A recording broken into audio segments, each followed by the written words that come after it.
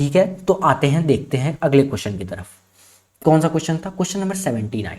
ठीक है sir, what is the minimum acceleration with which bar A. अच्छा, figure 1.22 की तरफ बढ़ना पड़ेगा। कहाँ है फिगर 1.22 भैया? चलो ये है फिगर 1.22। ये फर्स्ट ब्लॉक है, ये सेकंड ब्लॉक है, तो हम लोग यहाँ बना लेते हैं। यम यम यम यम यम, ये अपना बड़ा वाला ब्लॉक, दैट इज उसका नाम ए रखा है, शायद देख लेते हैं। ए रखा है, अच्छा जी। ये फर्स्ट वाला ब्लॉक है, ये पुली है अपनी, मस्त पुली रखी हुई है। ये सेकंड दी हुई है, ठीक है। अब ये सिस्टम दिया हुआ है इस तरीके से, और ये ग्राउंड पे रखा हुआ है। अच्छा जी, अब देखते हैं क्वेश्चन में क्या कह रहा है। What is the minimum acceleration with which bar A should be shifted horizontally to keep bodies 1 and 2 stationary? अच्छा जी, मतलब इस बॉडी को ढकेला जा रहा है। अच्छा भैया, तो मान लेते हैं इस बॉडी को A1 एक्सेलरेशन से ढकेला जा रहा है। तो पूछा क्या है कि अगर हम लोग ए बॉडी पे कितना एक्सेलरेशन लगाएं कि ये जो दोनों ब्लॉक है ये दोनों रेस्ट में हो। अब ध्यान से सोचो, मान लो कि अगर तुम इस पे A1 एक्सेलरेशन नहीं लगाओगे तो क्या ये मास, ये जो सिस्टम होगा ये नीचे की तरफ मूव कर जाएगा? हाँ सर, बिल्कुल मूव कर जाएगा नीचे की तरफ। अगर A1 एक्सेलरेशन लगा दोगे तो ये मे भी ये सिस्टम नीचे की तरफ मूव ना करे, वो डिपेंड करेगा इस A1 के ऊपर। अगर A1 ज्यादा होगा या उस हिसाब से होगा कि ये पीछे की तरफ, ध्यान से देखो, फिर से एक बार बोलेंगे, कंफ्यूज मत होना।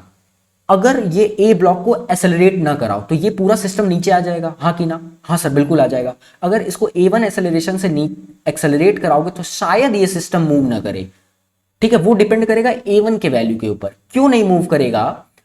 क्योंकि इसके ऊपर, फर्स्ट ब्लॉक के ऊपर एक सूडो फोर्स पीछे की तरफ लगने लगेगा। नहीं समझे?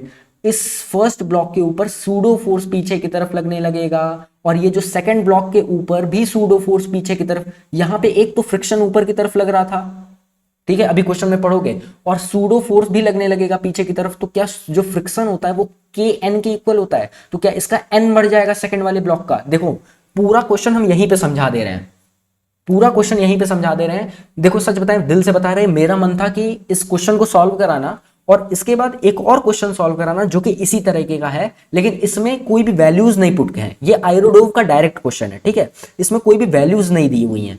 लेकिन मेरा मन था कि एक बार ये M1 M2 फ्रिक्शन लेके खूब अच्छे से भयंकर करके क्वेश्चन सॉल्व कराएं और उसमें ज्यादा मजा आता। लेकिन हम वो ये काम नहीं कर सकते हैं अभी, क्योंकि अभी मे भी उतने व्यूअर्स हमको वॉच नहीं कर रहे हैं, ठीक है, तो हम अपनी एनर्जी वेस्ट नहीं करना चाहते हैं। चलो देखो, what is the minimum acceleration with which bar A should be shifted horizontally to keep bodies 1 and 2 stationary relative to the bar? The masses of the bodies are equal. अच्छा जी, तो ये जो masses हैं bodies के वो equal हैं। मतलब ये जो M1 मास है, वो कहाँ गया भैया? ये जो M1 मास है और ये जो M2 मास है, ये दोनों masses जो हैं अपने bodies के equal हैं। चलो आओ आगे बात करते हैं। कहाँ गया? The masses of the bodies are equal and the coefficient of friction between the bar and the bodies is equal to K. अच्छा जी, coefficient of friction भी आ गया। मतलब यहाँ पे जो K है, ये जो बार और बॉडी के बीच का जो coefficient of friction है, that is K दिया हुआ है। अगला कुछ आगे क्या बोल रहा है? The masses of the pulley and threads are negligible. The friction in the pulley is absent. अच्छा जी, तो अपने को यही बस A1 बताना है। तो मान लेते हैं कि ये जो ब्लॉक है ये A1 एक्सेलरेशन से इसको ढकेला गया ताकि ये मूव न कर सके, ठीक है। अगर मान लो कि अगर ये ब्लॉक मूव करता, ये मान लो ये दोनों ब्लॉक अगर मूव करता, तो ये हम लोग लेट से मान लेते हैं यम यम यम यम, ये जो है A1 एक्सेलरेशन से ये इधर की तरफ ढकेल रहा है, तो ये मास जो है दोनों का सेम है। तो मान लेते हैं ये नीचे की तरफ मूव करता। क्यों नीचे की तरफ? क्योंकि सेकंड वाला ब्लॉक, क्योंकि दोनों का मास तो सेम है और ये ग्रेविटेशनल फील्ड में। तो एक बार फ्री बॉडी डायग्राम देख लो, सेकंड वाला मास जो है M2, ये नीचे की तरफ मूव करता है, दैट इज mg। और ये अगर ये A1 एक्सेलरेशन से आगे की तरफ गया तो क्या पीछे की तरफ दो फोर्सेस लगेंगे। एक तो पीछे की तरफ क्या फोर्स लगेगा, that is mass of the body, that is M2, and acceleration of the frame, that is A1। M2 A1 हो जाएगा। A1 की जगह यहाँ पे A ही कर लो, कोई बात नहीं है, ठीक है, A कर लेते हैं। A1 क्या कर रहे हैं बार बार, A कर लेते हैं इसको, A कर लो। यहाँ A है तो क्या ये पीछे की तरफ, हम फ्री बॉडी डायग्राम बना रहे हैं, ये M2A क्या है, ये सूडो फोर्स है, सूडो फोर्स। अब M2 के ऊपर टेंशन भी लग रहा है T ऊपर की तरफ, हाँ की ना, और यहाँ पे ये पीछे की तरफ फ्रिक्शन भी लग रहा है, फ्रिक्शन ऑन 2। फ्रिक्शन ऑन 2 क्या हो जाएगा, दैट इज Kn। N क्या है यहाँ पे, F2 is equal to K।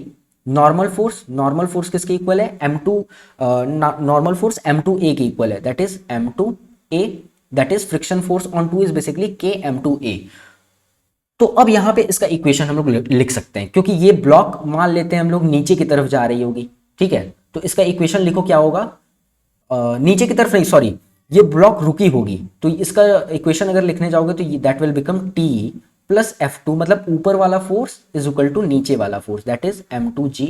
तो T इज इक्वल टू क्या हो जाएगा, M2G minus F2, that is friction on two, and friction on two क्या है, that is M2G minus Km2a। कोई दिक्कत इसमें नहीं है, ये पहला इक्वेशन मान लेते हैं। अब फर्स्ट वाले ब्लॉक की बात करते हैं, ये सेकंड ब्लॉक का है, सेकंड ब्लॉक। अब फर्स्ट वाले ब्लॉक की बात करते हैं, ब्लॉक फर्स्ट की। ये जो ब्लॉक फर्स्ट है, क्या इसके ऊपर नीचे की तरफ mg लग रहा होगा, हाँ कि ना। अब ये देखो m2 हम लिखे, लेकिन m2 जो है वो m1 के इक्वल है, इसको मान लेते हैं m है, ठीक है। तो ये इक्वेशन सॉल्व करते समय आप लोग करेंगे, ये मेरा जिम्मेदारी नहीं है। तो क्या mg नीचे की तरफ लग रहा है, यहाँ पे टेंशन जो है T इधर की तरफ लग रहा है, और ये मान लेते हैं सिस्टम आगे की तरफ मूव करता, तो क्या फ्रिक्शन जो है पीछे की तरफ लग रहा है। तो फ्रिक्शन यहाँ पे क्या हो जाएगा, friction on first is equal to, और यहाँ पे सूडो फोर्स भी लग रहा है पीछे की तरफ। क्यों पीछे की तरफ, क्योंकि सूडो फोर्स हमेशा पीछे की तरफ लगता है, क्योंकि यहाँ पे ये आगे की तरफ है। समझ रहे होगे जितने बच्चे, नहीं तो आईरोडो मत सॉल्व करो बेटा, कोई फायदा नहीं है। आप पहले अपना बेसिक कॉन्सेप्ट क्लियर करिए, क्योंकि हम यहाँ डायरेक्ट बात करेंगे, क्वेश्चन सॉल्व करने हैं, यहाँ पे रुकना नहीं है, ठीक है। तो ये क्या हो जाएगा, Kmg friction on the one. अब यहाँ पे इक्वेशन लिख लो, आगे का फोर्स इज इक्वल टू पीछे का फोर्स, क्यों, क्योंकि बॉडी रेस्ट पे है, रेस्ट में है, ठीक है। सारी बातें रेस्ट के लिए हो रही हैं ये सब। तो tension T is equal to किसके इक्वल हो जाएगा, that will become M1A plus F1, that is T is equal to M1A plus F1 क्या हो जाएगा, Km1G, हाँ कि ना। अब इसको थोड़ा सा छोटा कर लेते हैं, इसको थोड़ा सा छोटा, हल्का सा छोटा हो गया ये, वाह जी वाह। चलो देखो, गर्लफ्रेंड का फोन आ रहा है, उठाना मत बेटा बस अभी। तो ये पहला इक्वेशन हो गया और ये दूसरा इक्वेशन हो गया। अब क्या करो, ये टेंशन T है, तो क्या करो यार, ये दो इक्वेशन है, दोनों को इक्वल कर दो, that is M2G minus Km2a is equal to M1A plus Km1G, हाँ कि ना। क्या M2 और M1 जो है क्या सेम है, तो क्या ये M1 M2 कट कैंसिल हो गए, तो G is equal to G minus Ka is equal to, excitement देख रहे हो, A प्लस kg, हाँ कि ना। अब अपने को एक्सेलरेशन पता करना है, तो क्या हम लोग इस एक्सेलरेशन को इधर ला सकते हैं, या इसको इधर लेते जाओ, g minus k g is equal to a plus k a. यहाँ पे g को कॉमन ले लो, that will become 1 minus k, और यहाँ पे a को कॉमन ले लो, that will become 1 plus k, that is acceleration जो होगा that will become g 1 minus k upon 1 plus k. क्या आपने को यही पूछा था यार, हाँ कि ना। अरे सर यही पूछा था, इट माइट बी पॉसिबल कि यहाँ पे मेरा पिक्चर हो, एक मिनट इसको कम कर देते हैं, देख लो।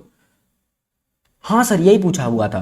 तो अपने को हम क्या किए, यहाँ पे अगर पिक्चर आ रहा होगा तो ये पहला और दूसरा इक्वेशन को सॉल्व किए, बस इन दोनों इक्वेशन को इक्वेट किए।